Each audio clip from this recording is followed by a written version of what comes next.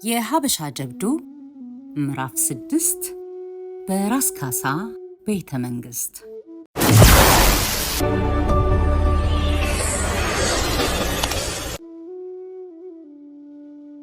ከጣና ሐይቅ በስተ ምስራቅ ከባህር ወለል 3000 ሜትር በላይ ጉብ ካለችው የበጌምድር ጠቅላይ ግዛት ዋና ከተማ ደብረ ታቦር ስንደርስ የራስ ካሳ ሹማምንቶች ተቀበሉን።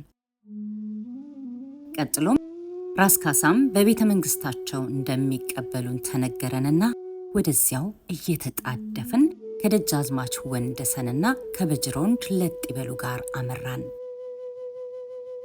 ደብረ ታቦር እስካሁን ካየዋቸው መንደሮች የምትለይበት ነገር ቢኖር ስፋቷና ከፍታዋ ብቻ ነበር። ሌላው እንደ ሌሎች መንደሮች ሁሉ በሳር ጎጆ የተሞላች ነበረች።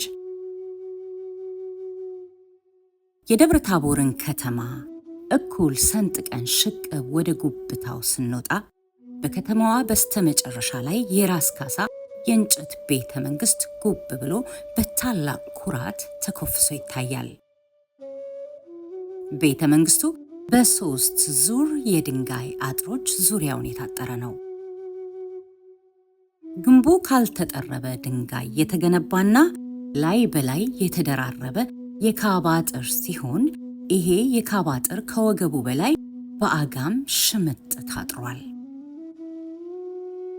እያንዳንዱ ግንብ አንዳንድ በር ሲኖረው በሁለት ወታደሮች ይጠበቃሉ።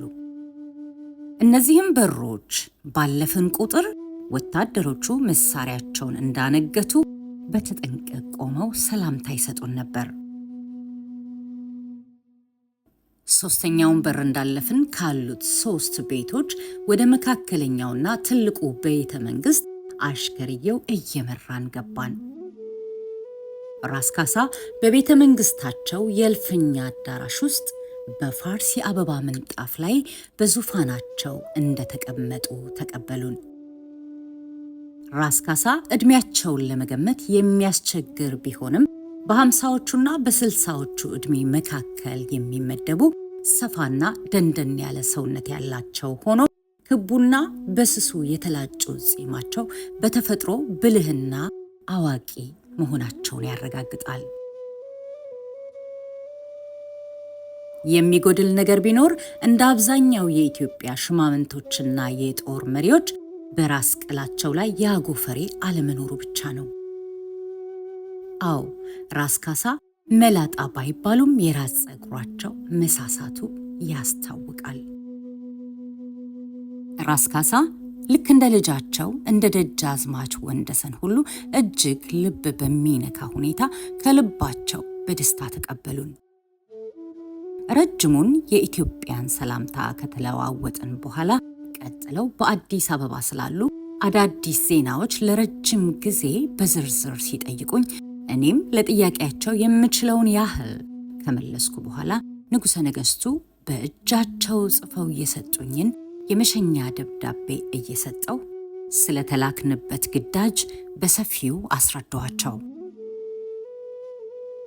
በዚህ መልኩ ስለ አዲስ አበባና በአዲስ አበባ ለጦርነቱ ስለሚደረገው ዝግጅት በማውራት ላይ እንዳለን ራስ ካሳ ድንገት የጨዋታ መስመራቸውን ለውጠው ጣሊያኖች የመርዝ ጢስ ሲጠቀሙ ይሆን አሉኝ። ባልጠበቅኩት ሁኔታ ስለጠየቁኝ በጣም ተገረምኩ። ግን ምን መመለስ ነበረብኝ? ሊጠቀሙ ይችሉ ይሆናል፣ ሞሶሎኒ አያደርገውም አይባልም አልኳቸው። ቢጠቀሙም እኛ መፍራት የለብንም አሉ ፍጹም በራስ መተማመንና ሚስጥራዊ በሆነ ቃል። ቀጥለውም ሌት ተቀን የጢስ መከላከያ ጭንብል እየሰራን ነው አሉኝና አሽከራቸውን ከማየታቸው ፈጥኖ አመጣና አንድ ከተራ ጨርቅ የተሰራ በራስ የሚጠለቅ በሁለት አይኖች ትክክል መስታወት የተለጠፈበት ጭንብል መሳይ ቡትቶ አሳዩኝ።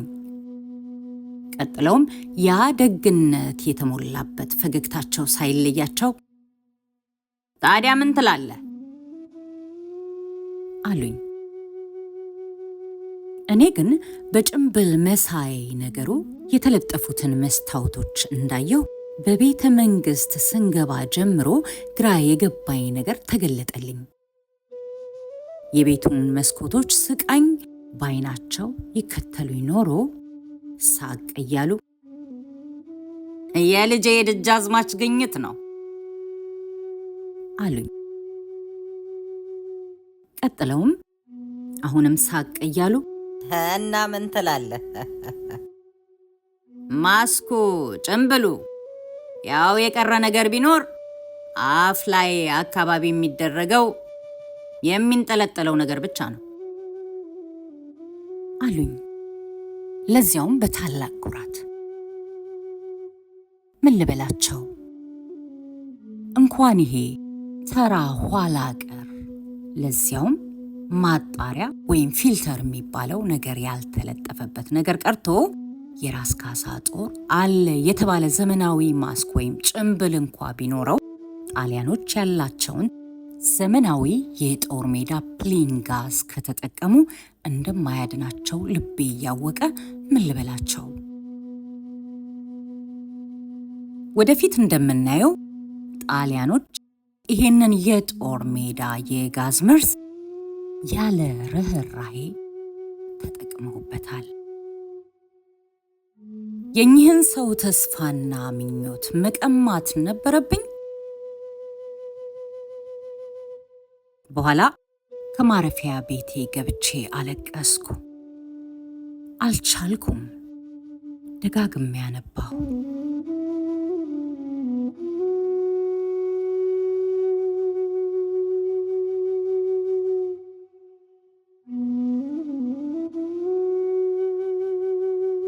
መስቀል ደብረ ታቦር የገባሁት በመጀመሪያው ቀን የመስቀል በዓል ላይ ነበር። መስቀል በኢትዮጵያውያን ባህልና እምነት የክረምቱ ወራት ማብቂያ የመጨረሻዎቹ 3 ቀናት ናቸው። እስካሁን ሁሌም ከሰዓት በኋላ ይዘንባል። ምንም እንኳን ጠዋት ሰማዩ የጠራና የዳመና ዘር በሰማዩ ላይ ለምልክት እንኳን ባይታይም ከሰዓት በኋላ ከየት መጣ ሳይባል እንደ ጉድ ይዘንባል። እንግዲህ እንደ ኢትዮጵያውያን እምነት እንዲህ ከሰዓት በኋላ ድንገት ደርሶ የሚያዥጎደጉደው ዝናብ ለሚቀጥሉት 2 ቀናት ይቀጥልና ጥሎን ይሄዳል ማለት ነው። ነገ ከነገ ወዲያ በ3ኛው ቀን የመስቀል በዓል ፀሐይ ደምቃ ትወጣና እስከሚቀጥለው ክረምት ድረስ በየቀኑ ታጅበናለች ማለት ነው። ምናምን እንዲህ ነገር ሀቻምና ከዚያም በፊት እንዲሁ ነበር። አሁንም ወደፊትም እንዲሁ ይሆናል። የክረምቱ ቀናት ሁሌም በተወሰኑ ቀናት ነው የሚያልቀው።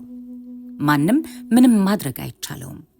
ይሁን እንጂ አንዳንድ ጊዜ ከነዚህ ቀናት ሊተላለፍ ይችል ይሆናል በማለት በደብረ ታቦር አሉ የሚባሉ አዛውንቶችን ሁሉ እየዞርኩ ብጠይቃቸውም አንዳቸውም የክረምቱ ወራት ከመስቀል 3ኛ ቀን ማለፉን እንደማያስታውሱ አረጋገጡልኝ።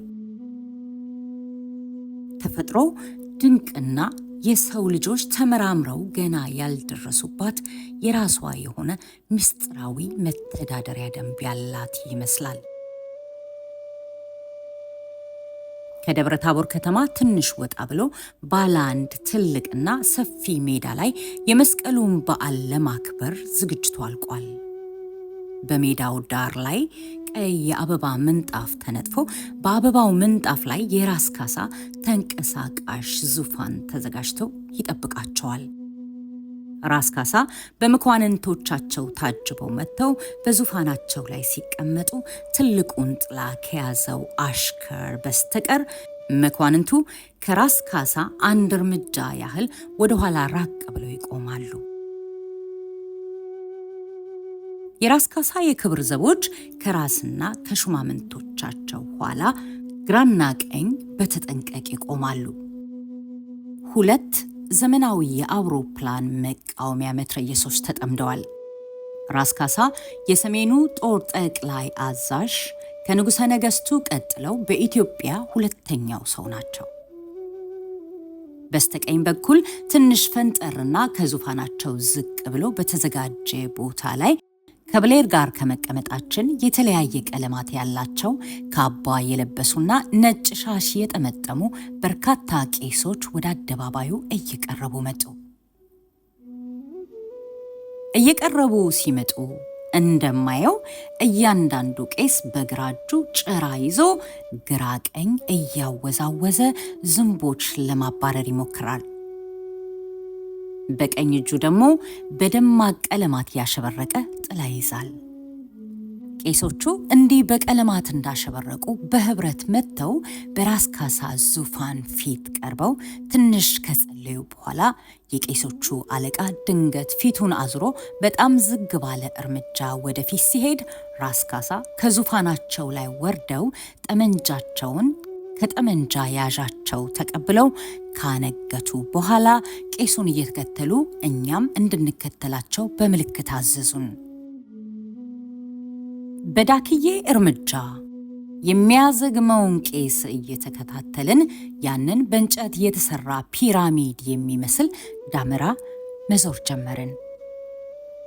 ከፊት ያ ቄስ፣ ከቄሱ ኋላ ራስ ካሳ፣ ከዚያ እኔ፣ ብሌር፣ ደጃዝማች ወንደሰን ካሳ በጅሮንድ ለጥ ይበሉ ሆነን በህብረት ስንከተል ከኛ ኋላ ሌሎች ሹማምንቶች፣ ከሹማምንቶች ቀጥሎ ተራው ወታደር፣ ከተራው ወታደር ቀጥሎ ከደብረ ታቦር ለመስቀል በዓል የመጣው ህዝብ እያዘገመ ያንን የእንጨት ፒራሚድ 3 ጊዜ ከዞርን በኋላ ራስ ካሳ ያነገቱትን ጠመንጃ ለጠመንጃ ያዣቸው አቀብለው በዙፋናቸው ተመልሰው ተቀመጡ። እኛም በተዘጋጀልን ወንበሮች ተቀምጠን መኳንንቱ እንደየማዕረጋቸው ቦታቸውን እንደያዙ ከየት መጣ ያልተባለ ንፋስ አዘል ዝናብ መስነብ ሲጀምር ያ ሁሉ ህዝብ ነፍሴ አውጪኝ ብሎ ወደ ደብረ ታቦር ዝብርቅርቁ በወጣ ሁኔታ መሮጥ ጀመረ።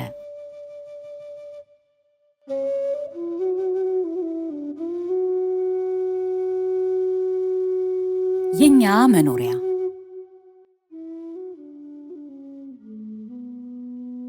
በደብረ ታቦር የምንኖረው በስዊድናዊ ሚስዮን ቤት ሲሆን መኖሪያችንም አንዲት ተራ ክፍል ነች።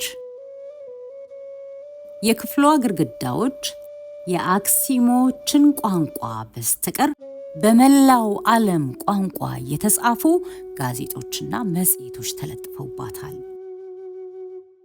ጊዜ ላለው ሰው ጥሩ ቋንቋ መማሪያ ወይም ማዳበሪያ ሰሌዳ ሊሆን ይችላል። የኛ አስተናጋጆች አቶና ወይዘሮ ፓልም ይባላሉ። ባለወርቃማ ጸጉሩ አቶ ፓልም ከጨብራራ ጸጉሯ ሚስቱ ጋር በደብረ ታቦር ሲኖር 3ኛ ዓመታቸውን ይዘዋል። ባልና ሚስቱ ሚስዮናውያን ለኛ ባዘጋጇት ክፍል ውስጥ 3 ደረቅ የሸራ አልጋዎች ያለ ብርድ ልብስና አንሶላ ዘርግተውባታል። ቀጥሎም 3 አነስ ያሉ ሳጥኖች እንደ ወንበር እንዲያገለግሉ ከአንዲት ከተራ እንጨት ከተሰራች ጠረጴዛ ጋር ቦታቸውን ይዘዋል። 3ኛው አልጋ ቀድማ ተይዛለች። ባለቤቷም በ40ዎቹ ዕድሜዎች ውስጥ ያለው ኢትዮጵያ ውስጥ የተወለደው ግብፃዊ አቶ ያዕቆብ ነው። በአቶ ያዕቆብ ላይ ዘመናዊ መስሎ የሚታይ ነገር ቢኖር ገና ድሮ በሐሩር ቀለሙን የለቀቀ ኮትና አንድ ጨምዳዳ ሱሪ መልበሱ ብቻ ነው። ሁሌም ማታ ደም በምትመስለዋ የዲናሞ መብራት እየተረዳ ለመብራቷም እየሰገደ አቶ ፓልምን ያመሰግናል። ሜርሲ ሚስተር ፓል። ብቻ እቺ መብራት ብዙ ሳትቆይ ትጠፋለች። አቶ ፓልም እቺን በቤንዚል የምትሰራ ዲናሞ ከአውሮፓ ድረስ ቢያስመጣም ቤንዚን የሚያገኘው ወይ ከአዲስ አበባ አሊያም ከሱዳን ከመሆኑም በላይ ማግኘቱም ከባድና ረጅም ጊዜ የሚፈጅ በመሆኑ የዚችን ዲናሞ ሞተር ለአጭር ጊዜም ቢሆን የሚያስነሳው ይህን አይነት ልዩ ቀናት ብቻ ላይ ነው። አቶ ፓልም ቤንዚል መቆጠብ አለበት። በሁለተኛው ቀን የመስቀሉ በዓል ቀጥሏል። እኩለ ቀን ላይ በራስ ካሳ ቤተ መንግስት እንግዶች ሆነን ለምሳ ተቀመጥን። የምሳው ግብዣ የጤፍ እንጀራ በተለያዩ ወጦች ነበር። ራስ ካሳ በዙፋናቸው ላይ ተቀምጠዋል። ለኔና ለባልደረባዬ ለቢሌም ቤለር ከጎናቸው በስተቀኝ የክብር ቦታ አዘጋጅተውልናል። አንድ ጠረጴዛና 2 ወንበሮች። ሌሎች እንግዶች እንደ ማዕረጋቸው 4ም 5ም እየሆኑ በአንድ ማዕድ ዙሪያ በደረቁ መሬት ላይ ተቀምጠዋል። ከምሳ በኋላ በፈረስ ሆነን ከቤተ መንግስቱ ወጥተን ህዝብ ተሰብስቦ ወደሚጠብቀን ሜዳ አመራን። በብዙ ሺህ የሚቆጠር ሰው ይጠብቀን ነበር።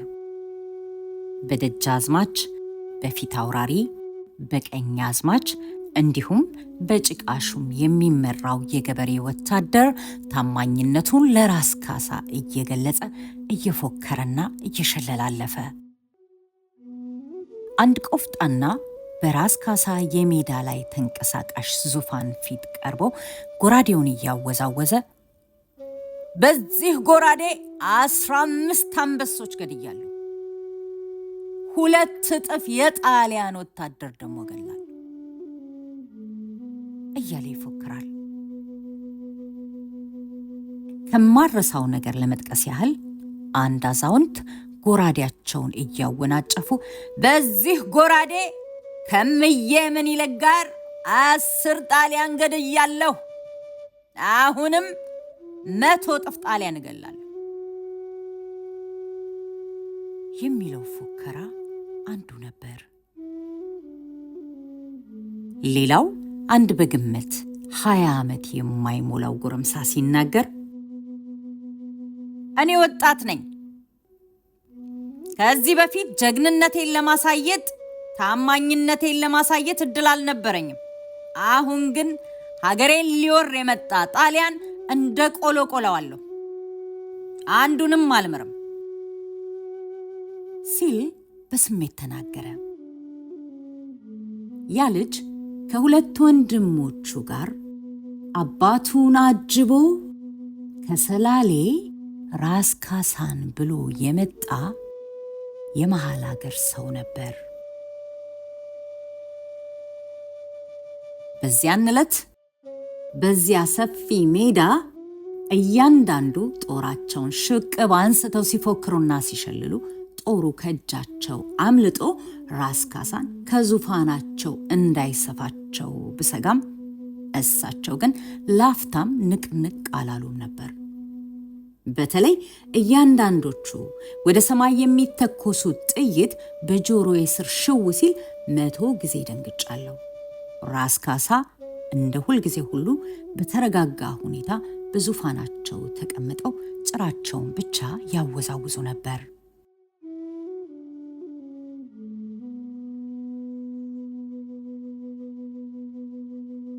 ፉከራ። ይህንን የመሰለውን የበዓል አከባበር ኢትዮጵያውያን ፉከራ ይሉታል። ኢትዮጵያውያን ለመስቀል በዓል ዓመቱን ሙሉ ሲዘጋጁና በታላቅ ጉጉት ነገ ጣፋጭ ይገዛልሃል እንደተባለ ሕፃን መስቀልን ዓመቱን ሙሉ ይጠብቃሉ። በፉከራው ወቅት ማንም ሰው በሚያውቀውም ሆነ በማያውቀው ሰው ፊት ቆሞ የፈጸማቸውን ወይም ወደፊት ሊፈጽማቸው ያስባቸውን ጀብዶች በታላቅ ድፍረት እየፎከረ እየሸለለ መናገር ቅዱስ መብቱ ነው። እነዚህ ፎካሪ ጀግኖች በተሰበሰበው ሕዝብ ፊት ሹሞቻቸው የበደሏቸውን እያንዳንዷን ነገር እያነሱ ምንም አይነት በቀልና ቅጣት ሳይገጥማቸው መናገርም ይችላሉ። እቺ ፉከራ ትልቁን ጌታ ራስ ካሳን ሳይቀር ትነካለች። ዛሬ ማንም ማንንም ቢወቅስ ቢወነጅል ቢሰድብም አይቀጣም። አዎ እነዚህ ጀግኖች ነገ ራስ ካሳን ተከትለው ዘራፍ የካሳ አሽከር ብለው ወደ ጦር ሜዳ ሊሄዱ በራስ ካሳ ችሎት ተበድለውም ከሆነ የተበደሉትን ነገር በአደባባይ መናገሪያው ብቸኛ ቀን ዛሬ ነውና ያለምንም ፍርሃት እየፎከሩ ይናገራሉ። እነሆ ዛሬ ከነዚህ ጀግኖች ጦረኞች መካከል የተወሰኑ በገዢዎቻቸው በሹሞቻቸው ያልተደሰቱ የተበደሉ ተነስተው በደላቸውን በትልቁ የራስ ካሳ ዙፋን ፊት እንዲዳኙ እየፎከሩ ሹሞቻቸውን እየወቀሱና እየሰደቡ ሸለሉ፣ ፎከሩ። ከነዚህ ጀግኖች አንዱን በቀጥታ ከዚህ ቀደም በራስ ካሳ ችሎት ያለ ኃጢአቱ በግፍ ስለተገረፈበት ፍርድ አንስቶ ራስ ካሳን ሙልጭ አድርጎ ሰደባቸው። ራስ ካሳ በዚህ ጀግና ድፍረት ከመናደድ ይልቅ ስቀው ድፍረቱን እያደነቁለት እያለ የራስ ካሳ የክብር ዘብ ወታደሮች የመስቀል በዓል ጥንታዊ ወግና በዓል ከሚፈቅደው ውጪ ስለሆነ ይህንን ጀግና ከፉከራው መሃል ጎትተው አወጡት። ከሰዓት በኋላ ባይሆንና ያ አደገኛ ዝናብ መጥቶ ህዝቡን ባይበትነው ኖሮ ፉከራው ሽለላው እስከ ምሽቱ ድረስ በቆየ ነበር። ሶስተኛና የመጨረሻው ቀን የመስቀል የመዝጊያ በዓል አከባበር ከሁለቱ ቀኖች እጅጉን በጣም የተለየና የደመቀ ነበር። ራስ ካሳ ለበዓሉ መዝጊያ ግብር ያበላሉ። በዚህ ግብር ላይ ማንኛውም ተራ የራስ ካሳ ገባሪ ጭሰኛና አልባሌ ሰው ሳይቀር መገኘት መብት አለው። ለግብሩም ጠቅላላው የራስ ካሳ ግቢ በነጭ ጨርቅ ተሸፍኖ ከሩቅ ላየው ሰው እጅግ በጣም በጣም ትልቅ ድንኳን ይመስል ነበር። ይሄ ግዙፉ የግቢው ድንኳን በተለያዩ ክፍሎች ተከፋፍሎ ለግብር ተዘጋጅቷል። ራስ ካሳ እንደ ወትሮው ሁሉ ከፍ ብሎ በተሰራው መድረክ ላይ የአበባ ምንጣፍ ተነጥፎ የኢትዮጵያ ባንዲራ ከጀርባቸው ተሰቅሎ ዙፋናቸው ላይ ተቀምጠዋል። እኛም ትንሽ ከሳቸው ዙፋን ራቅና ዝቅ ብሎ የሸራ ወንበርና ጠረጴዛ ተዘጋጅተውልን ጎን ለጎን ተቀምጠናል። ዛሬ ያለ ወትሮው ግብሩ የቀረበው በመሶብ ፋንታ በብር ሰሃኖች ከብር ሹካና ቢላ ጋር ነው። ከየት እንዳመጡት ግን እግዜር ነው የሚያውቀው። ኢትዮጵያውያን ከፍተኛ የሚባሉ መኮንኖች ሳይቀሩ የሚበሉት በእጃቸው ነው። እመኑኝ፣ በእጅ መብላት ራሱን የቻለ ጥበብና ልምድ ይጠይቃል። ቀላል አይደለም። ከፍተኛ የሚባሉ ሹማምንቶች በየመሶቦቹ ዙሪያ ነጭ ሸማቸውን እንደለበሱ በበርጩማዎች ላይ ተቀምጠዋል። አነስ ያሉ ሹማምንቶች ደግሞ ወረድ ብለው በመሶቡ ዙሪያ በደረቁ መሬት ላይ ተቀምጠዋል። ትልልቅ ድስቶች የያዙ አሽከሮች በግብርተኛው መሃል እየዞሩ አንድ ሁለት ሶስቱን እንጀራ ወጥ ውስጥ ይነክሩና በወጥ ለውሰው በመሶቡ ላይ ካደረጉ በኋላ በያዙት ትልቅ ጭልፋ ወጡን ደጋግመው እንዳወጡላቸው ግብሩ ይጀምራል። ሌሎች ጠብደል አሽከሮች ሁለት ሁለት እየሆኑ ባጣና እንጨት ተሰክተው ለሁለት የተሸከሙትን 1/4 የበሬ ስጋ ይዘው በእያንዳንዱ መሶብ አጠገብ ሲቆሙ ሽማምንቱ በቀኝ እጁ ቢላዋውን ይዝና በግራ እጁ ስጋውን አገላብጦ ካየ በኋላ ደና መስሎ ከታየው ቦታ ላይ የሚበቃውን ያክል ላፍ አድርጎ በመቁረጥ ስጋውን በግራ እጁ እንደያዘ ለአንድ ጉርሻ ይበቃል የሚለውን ግምት ይመጥንና በጥርሱ ነክሶ ከታች ወደ ላይ ላፍ አድርጎ ይቆርጥና ይበላል። እንዲህ ከታች ወደ ላይ ስጋውን ላፍ አድርጎ ሲቆርጥ አፍንጫውንም ጨምሮ ያለ መቁረጡ ተአምር ነው። ግብር ላይ የተቀመጠው ሹማምንት ግብሩን እየበላ ያሻውን ያህል ጠጅ ደጋግሞ ያላንዳች ይሉኝታ ይጠጣል። እንዲህ አይነቱ መስተንግዶ 1 ሰዓት ያክል ጊዜ ይፈጃል። በዚህች 1 ሰዓት በማትሞላ ጊዜ ውስጥ በዚህ ታዳሚዎች መሶብ ዙሪያ ግማሽ ያህሉ የሙሉ በሬ ስጋ ድራሹ ይጠፋል። ራስ ካሳና የተወሰኑ እጅግ ከፍተኛ መኳንንቶች እኛንም ጨምሮ በቦታው ሲቀሩ የተቀሩት የበታች ሹማምንቶች ጮማ በጮማ የሆነውን እጃቸውን በራስ ፀጉራቸውና በጢማቸው ላይ የጠራረጉ ቦታውን ለሌሎች ይለቃሉ። እነዚህ መጀመሪያ ግብር የገቡት ጠግበው ሲወጡ ሌሎች እየገቡ እየበሉና እየጠጡ እነዚህም ለሌሎች ቦታቸውን እየለቀቁ ሲወጡ ግብር ያልገቡት ሲገቡ በሺዎች የሚቆጠሩ ግብርተኞች ግብር በልተው ከወጡ በኋላ አዲስ የታጩ ሹሞች ራስ ካሳ ፊት ቀርበው ሹመታቸውን እግር ስመው ይቀበላሉ። ከነዚህ ዛሬ አዲስ ከተሾሙት ሹማምንቶች መካከል ወጣቱ የራስ ካሳ 3ኛው ወንድ ልጅ አስፋ ወሰን ይገኝበታል።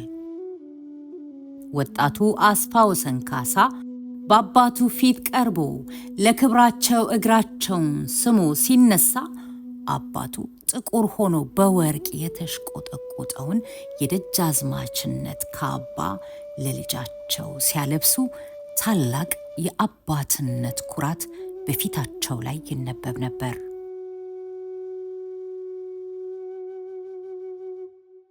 ከእንዲህ አይነት የመስቀል በዓል አከባበርና ግብር በጥቅሉ ትዕይንት ማለት ይቻላል ማግስት እስራኤል ለመጀመር ስነሳ ራስ ካሳ ኪሩቤል የተባለ በመጠኑ ፈረንሳይኛ የሚችል ወጣት አስተማሪ ይርዳህ ብለው ላኩልኝ።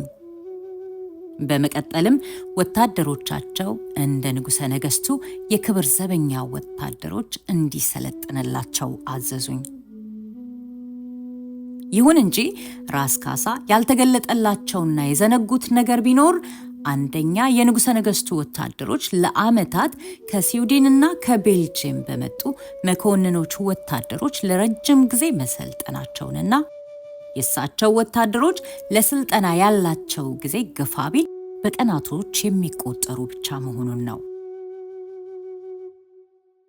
በነጋታው በማለዳ ተነስቼ ልክ ፀሐይ እንደወጣች ወደ ማሰልጠኛው ቦታ ከደብረ ታቦር ወጣ ብሎ ካለ ሜዳ ከአስተርጓሚዬ ከኪሩቤል ጋር ስደርስ በቦታው የነበሩት 5ቱን ኢትዮጵያውያን ማለትም በቤልጅሞች ለወራት የማሰልጠኛ ትምህርት የወሰዱና በንጉሠ ነገሥቱ የራስ ካሳን ጦር እንዲያሰለጥኑ ከአዲስ አበባ የተላኩ መኮንኖች ከጥቂት የራስ ካሳ ወታደሮች ጋር አገኘው። ስልጠናው መጀመር የነበረበት ከጠዋት 1 ሰዓት ጀምሮ ነበር። ይሁን እንጂ ሌላ 2 ሰዓት አለፈ። ወደ ማሰልጠኛ ስፍራ ግን ብቅ ያለ ሰው ማንም አልነበረም። ቢቸግረኝ ኪሩቤልን ወታደሮቹ የት እንዳሉ እንዲጠይቅ ላኩት። ወዲያው ከ5ቱ መኮንኖች አንዱ ጠጋ ብሎ ጌታዬ፣ የእኛ ወታደሮች እንደ ፈረንሳዮች በካምፕ አይኖሩም። ግማሹ ከቤተሰቡ ጋር ቤቱ፣ ሌላው ደግሞ ዘመድ አዝማድ ተጠግቶ፣ የቀረው ደግሞ እንደ አቅሙ በየጥሻው በቀይ እሳት ጎጆ ወይም ድንኳን ነው የሚኖረው እና እዚህ እስኪደርሱ ትንሽ ጊዜ ይፈጃል አለኝ። በእንዲህ አይነት ሁኔታ የጀመርነው ስልጠና ፍጹም ተስፋ አስቆራጭ ነበር። ከአምስቱ መኮንኖች አንዱ 300 የሚሆኑ የባላገር ወታደሮች ወደ ጎን ወስዶ ከብዙ ልፋት በኋላ እንደነገሩ ማሰለፍ ቻለ። ሌላው ትልቁ ችግር የአምስቱ ወታደሮች ማለት በቤልጂየሞች ሲሰለጥኑ ወታደራዊ ትእዛዛትን የሚያውቁት በፈረንሳይኛ ቋንቋ ስለነበር የገበሬው ወታደር ወታደራዊ ትእዛዙን ተተርጉሞ ምን ማድረግ እንዳለበት እስኪገባው ድረስ ቁም ለማለት እንኳን ጥቂት ጊዜ ይፈጅ ነበር። በኋላ ከኪሩቤል ወታደራዊ ትእዛዞችን ወደ አማርኛ ተተርጉሞ ከብዙ ጥረት በኋላ ወደፊት፣ ቀኝ፣ ግራ፣ ቀኝ፣ ግራ ማለትና ወታደሩ መርገጥ ጀመረ።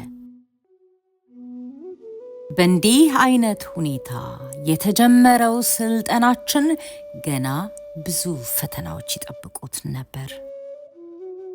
የራስ ካሳ ጦር እንደ ዘመናዊው ጦር አንድ ወጥ አመራር አልነበረውም። ራስ ካሳ ራሳቸው ደሞዝ የሚከፍሉት ጦር ማለትም ራሳቸው በቀጥታ የሚያዙት ጦር በሺዎች ቢቆጠርም እሳቸውም ብሎ ከመጣው ጦር ጋር ሲነጻጸር ግማሽ እንኳን አይሆንም ነበር። ጦሩ ታማኝነቱንና ታዛዥነቱን ላመጣው ደጃዝማች ፊት አውራሪ፣ ቀኛዝማች፣ ግራዝማች እስከታች ወርዶም የበታች ሹም ብቻ ነው። እናም ይሄን የተበታተነ ጦር አዋቅሮ ማደራጀት አስፈላጊ በመሆኑ ጦሩን ከታች ከትንንሾቹ ሹማምንቶች ጀመርኩኝ። ይሄም ትልቅ ችግር ነበር። ለምሳሌ አንድ ሹም የራሱን ጦር ይዞ ከማሰልጠኛው ቦታ ጥሎ ሄደ።